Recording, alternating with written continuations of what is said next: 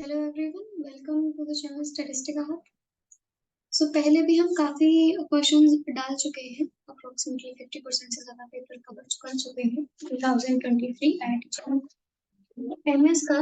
और उसी प्लेलिस्ट को कंटिन्यू करते हुए today we be discussing 2 more questions. I know काफ़ी बीच में गैप आ गया है, but yeah here we are again with the solutions of this IIT jam.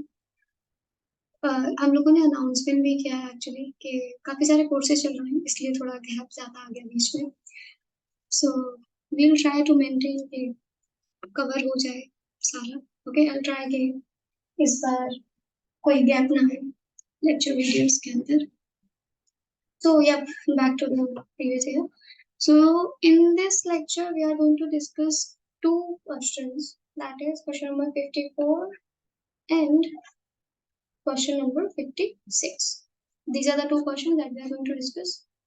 So the question number 54, I can see that this question is related to the statistical inference MLE part. Okay, तो MLE से जितने भी questions आते हैं वो सारे easy होते हैं, like you can do them very easily. Okay, तो MLE वाला टॉपिक तो छोड़ना ही नहीं है, like, वो तो करके करके ही जाना। इस क्वेश्चन में जैसे इस क्वेश्चन की बात कर लेते हैं, इस क्वेश्चन में it is saying that let x1 is equals to 2.1, x2 is equals to 4.2, x3 is 5.8, x4 is 3.9 be the observed values of a random sample x1, x2, x3 and x4. Okay, got it. From a population having the probability density function f of x, which is x by theta square e to the power minus x by theta. Okay, where theta belongs to 0, infinity, this is an unknown parameter, then the MLE of variance of x1. Okay, हमें पूछा है the MLE of variance of x1. Okay, 1 second, let me check.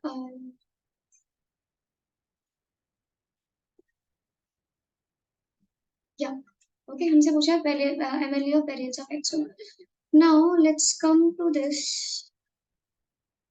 Okay, so firstly, when you are looking at the PDF of this function, this PDF looks like the PDF of the gamma distribution, right?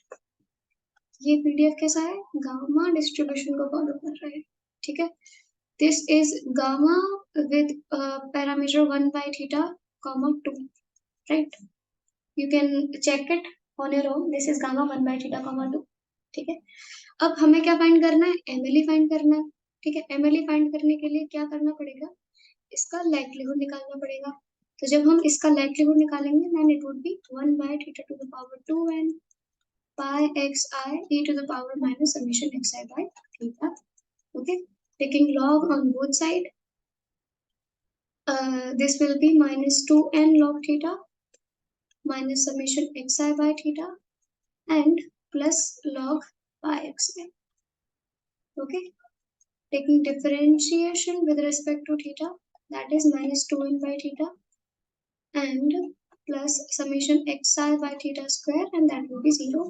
Equating this thing equals to 0, that will be summation xi by theta square is equals to 2n by theta. Theta and theta will cancel out, and you will be having theta cap, that is summation xi by 2n, which is x bar by 2. तो क्या हो गया? Theta cap का हमने MLE निकाल दिया, which is x bar by 2. हमसे क्या पूछा है? हमसे पूछा है variance of x1. Okay, variance of x1 पूछा है। अब x जो है वो मेरा फॉलो कर रहा है गामा 1 by थीटा, 2 को। अब यहाँ से हमें पता है that variance of x क्या आ जाएगा? What is the variance of gamma distribution? यहाँ पे हो जाएगा वो क्या?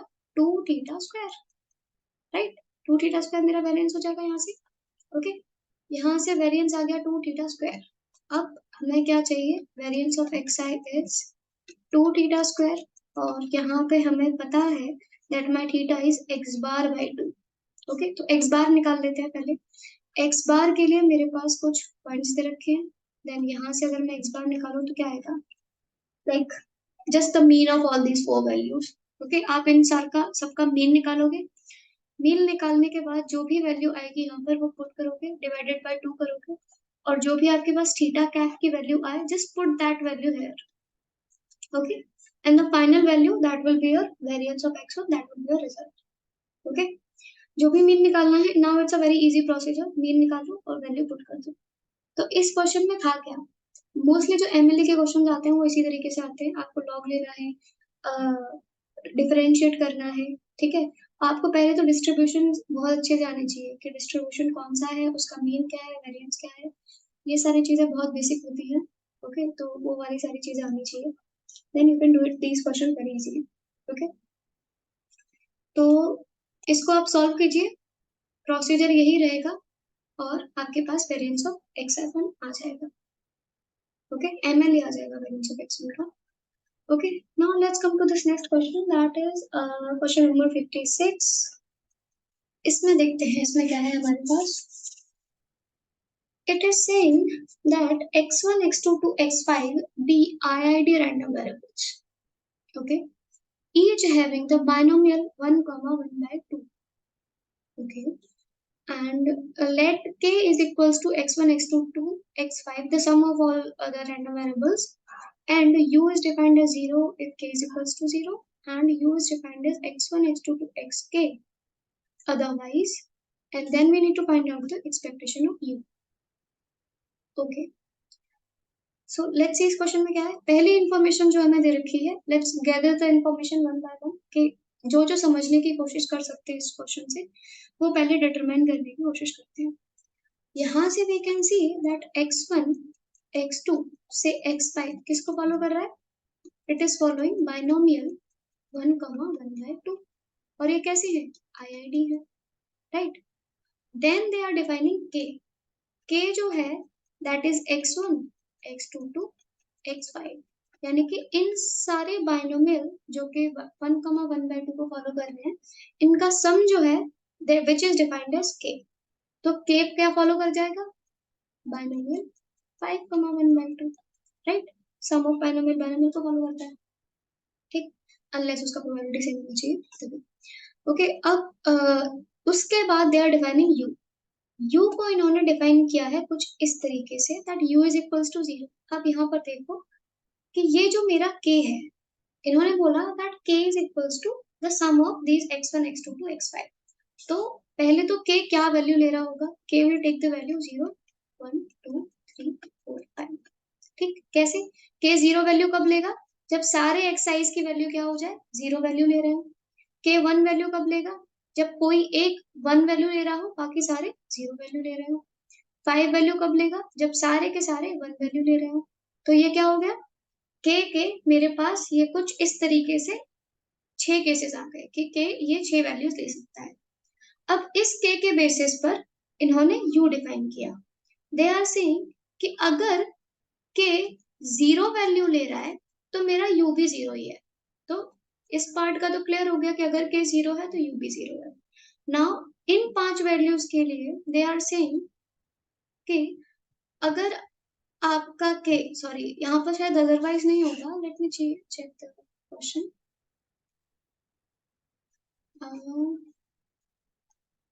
yep, sorry, this is the typing error here. Here it is k is equals to 1, 2, 3, 4, 5, okay. Yeah, the question is this, so it is saying that जब k मेरा value ले रहा है क्या, 1, 2, 3, 4, 5, यानी कि ये वैल्यू ले रहा है, उस टाइम पर ये u को डिफाइन कर रहे हैं x1, x2 से xk, see the last variable k, k क्या है, x i's मेरे रैंडम वेरिएबल्स थे जो कि बाइनोमियल को फॉलो कर रहे थे, k जो है मेरा सम ऑफ दीज रैंडम वेरिएबल है जो कि बाइनोमियल को फॉलो कर रहा है, तो k भी क्या है, एक ऐसा रैंडम वेरिएबल है, ठीक है, बाइनोमियल रैंडम वेरिएबल है, ठीक। अब u जो इन्होंने डिफाइन किया वो k पर डिपेंड कर रहा है, राइट, k पर डिपेंड कर रहा है, यानी कि अगर मेरी k की वैल्यू 1 है तो u क्या है उस टाइम पर, x1 है। अगर मेरा k का वैल्यू 2 है तो u क्या हो जाएगा, x1 प्लस x2 हो जाएगा, राइट, ऐसा ही तो हो रहा है। तो u जो है वो बेसिकली k पर डिपेंड कर रहा है, ठीक। और उसके बाद हमें बोला है कि एक्सपेक्टेशन ऑफ u निकालना है, ओके। देख लेते हैं इसको भी कैसे। वो देखो, हमें निकालना है एक्सपेक्टेशन ऑफ यू, राइट। और हमने अभी ये देखा, क्योंकि के भी एक रैंडम वेरिएबल है, यू भी एक रैंडम वेरिएबल है, और एक के जो है वो एक पर्टिकुलर डिस्ट्रीब्यूशन को भी फॉलो कर रहा है, तो बेसिकली के डिपेंडेंसी डिपेंडेंसी शो कर रहा है यू पर। ओके, सो अब हमने कंडीशनल एक्सपेक्टेशन पढ़ा हुआ है, ठीक है। कंडीशनल एक्सपेक्टेशन में क्या होता है कि अगर मुझे एक्सपेक्टेशन ऑफ यू निकालना है, then this will be, u किस पे है, के पर डिपेंडेंट है, then I can use the formula for conditional expectancy, that is expectation of u given k, जिससे मेरा क्या आ जाएगा, एक्सपेक्टेशन ऑफ यू आ जाएगा, राइट। इतनी सारी जो चीजें थी अभी तक हमने वो थोड़ा सिंप्लीफाई करके देख लिया कि ऐसा ऐसा कुछ हो रहा है, ठीक। अब हमें निकालना है, पहला जो मेन टास्क है वो ये है कि what is expectation of u given के, that's the main question now, ठीक। अब इसको देखो, यू क्या है मेरा, my u is x1 plus x2 to xk, that's my u. Okay, जहां पर ये जो k है that is showing the dependency, right. U इसी के पर डिपेंड कर रहा है कि अगर मेरा k, कैपिटल के 1 2 3 4 5 में से जो भी वैल्यू लेगा उसके अकॉर्डिंग मेरा यू वैल्यू लेगा, राइट।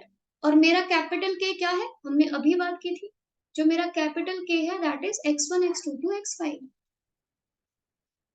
To x5, okay.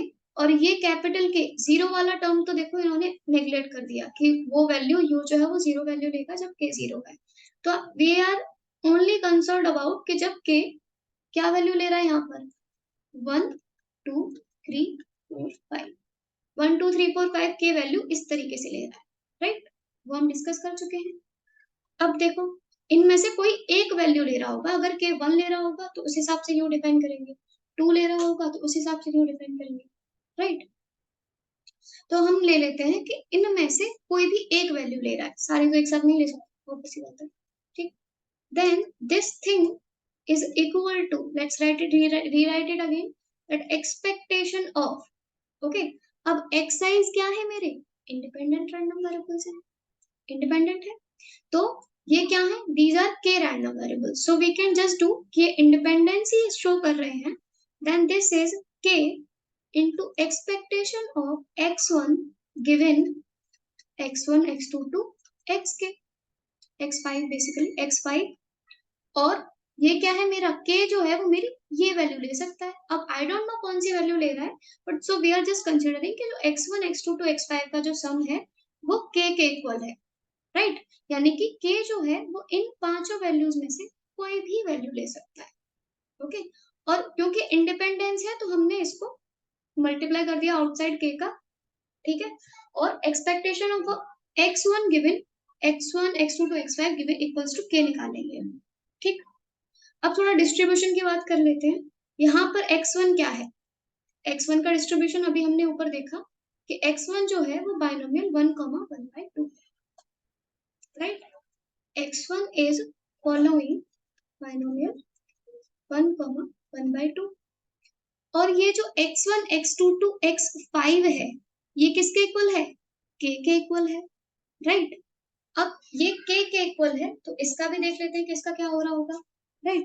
इसका हमने बात की ये बाइनोमियल 5,1/2 के इक्वल था शायद, या राइट, ओके। लेकिन यहाँ पर क्या हो रहा है, जो हमें एक्सपेक्टेशन निकालनी है कंडीशनल एक्सपेक्टेशन, वो कैसे है, x गिवन y है, जहां पर ये भी बाइनोमियल को फॉलो कर रहा है और ये भी बाइनोमियल को फॉलो कर रहा है, दोनों ही रैंडम वेरिएबल है।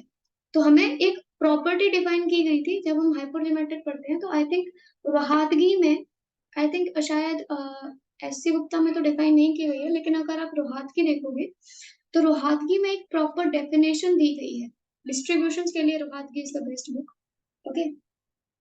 सो वहां पर एक प्रॉपर्टी डिफाइन की गई है कि अगर आपका x बाइनोमियल फॉलो करता है with n comma p, and अगर आपका y बाइनोमियल फॉलो करता है with n comma p, okay, then the conditional distribution that is x given x plus y is equal to t किसको follow करेगा, this will be hypergeometric with m plus n, t and m.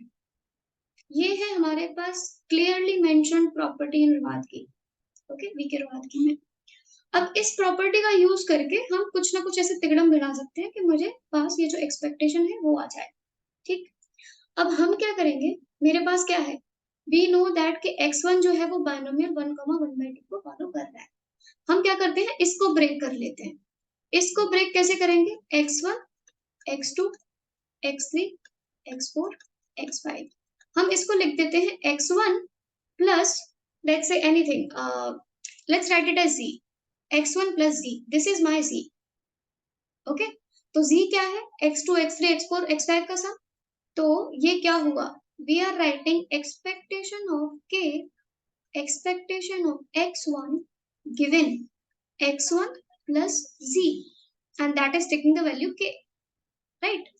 और z क्या follow कर जाएगा, z would follow, what will z would follow, z would follow binomial 4,1/2, right? क्योंकि ये क्या है, 4 रैंडम वेरिएबल्स का सम है, बस इतने रैंडम वेरिएबल्स का सम हमें पता है, ठीक। ये 4,1/2 को फॉलो कर जाएगा। आगे प्रोसीड करते हैं, अब प्रॉपर्टी लगाने की कोशिश करते हैं, ठीक। प्रॉपर्टी में क्या है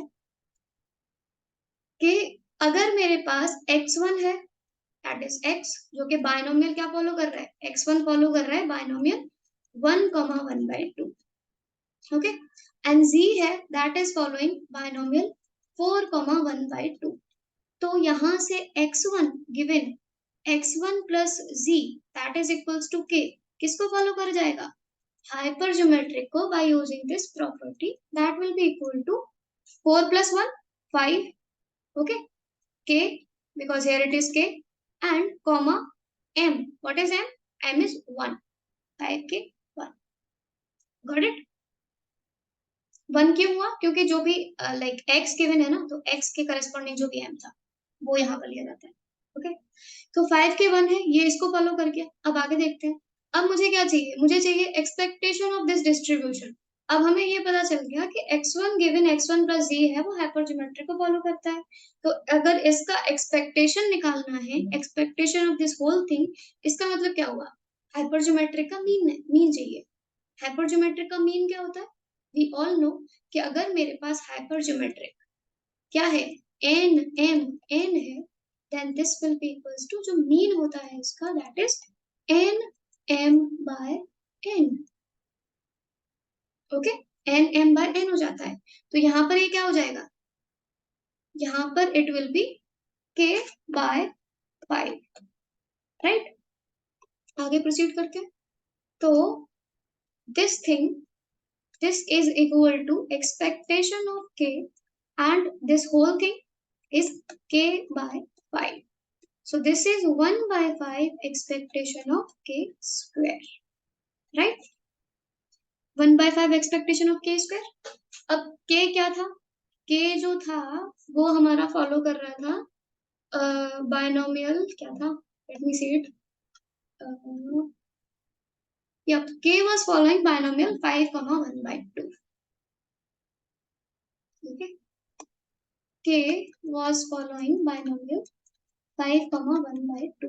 अब हमें क्या निकालना है, एक्सपेक्टेशन ऑफ के स्क्वायर, ठीक है, वो हम निकाल सकते हैं, that expectation of k square would be equal to variance of k plus expectation of k whole square. And what is variance of k, variance of k is npq, that would be 5/4, and expectation of k would be 5/2 whole square, that is 25/4, so we got 30/4, okay। So let's just put it here, that is 1 by 5 into 30/4, that is 6/4. Let's simplify it further, 3/2. So we are getting 1.5. That's our result. Question थोड़ा tricky था. It's a nice question. It's actually a very good question. Okay. इसमें था क्या? इसमें conditional expectation का use था. Hypergeometric की property भी लग रही थी. Independency भी थी. Okay. तो आपको पहले तो ये समझने की कोशिश थी कि कौन सा क्या रैंडम वेरिएबल है, कि क्या किसको फॉलो कर रहा है, राइट। हाइपरजीमेट्रिक की प्रॉपर्टी जानना जरूरी था, ओके। कई सारे बच्चे मैसेज करते हैं कि क्या एससी गुप्ता सफिशिएंट रहेगी जैम के लिए या फिर नहीं रहेगी, ठीक है, तो ये क्वेश्चन से आप लगा सकते हो कि इसमें जो प्रॉपर्टी यूज हो रही है, आई डोंट थिंक वो एस सी गुप्ता में है। ठीक, तो ऐसा नहीं है कि S C Gupta is actually a very good book, it is a good book, okay, but understanding के लिए S C Gupta is the best book, okay. लेकिन उसके साथ आपको रोहातगी भी पढ़नी पड़ेगी, क्योंकि रोहातगी हो गई, इट्स रोहातगी में डिस्ट्रीब्यूशंस वगैरह जैसे बड़े अच्छे से डिफाइन किए गए हैं, ओके। कुछ प्रॉपर्टीज होती हैं डिस्ट्रीब्यूशंस के करस्पॉन्डिंग, जो कि हमें जैम के टाइम पे या फिर गेट के टाइम पे बड़ी यूज में आती है, ओके, एग्जाम्स में, एंट्रेंस एग्जाम्स में काफी यूज आती है, okay. Yep, so that's all about the question number 56 and sorry, yep, 54. These are the two questions that we have discussed today. Yep, so that's the wrap of this video. Let's meet in the other lecture. Thank you.